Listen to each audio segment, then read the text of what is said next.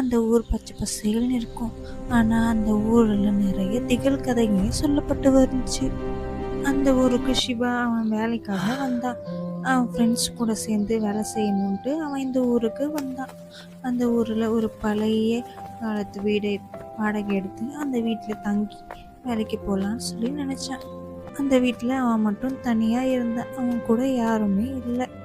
அது முதல் நாள். அன்றைக்கி ராத்திரி அந்த வீட்டில் தூங்கி எழுந்திரிச்சு காலைக்கு வேலைக்கு போனான். காலையில் எப்பயும் போல தன் நண்பர்களோட ஆஃபீஸில் பேசி சிரிச்சுட்டு ஆஃபீஸுக்குள்ள வேலையும் பார்த்தான். இன்னைக்கு ராத்திரி திடீர்னு காற்றுல மல்லிகை வாசனை வந்துச்சு. அவன் ஜன்னல் ஓரத்தில் யாரோ எட்டி பார்க்குற மாதிரி இருந்துச்சு. தெருவில் ஒரு கருப்பான உருவம் நடந்து போச்சு. அடுத்த நாள் காலையில் தன் நண்பர்கள்கிட்ட ஆஃபீஸில் எல்லாத்தையும் சொன்னான்.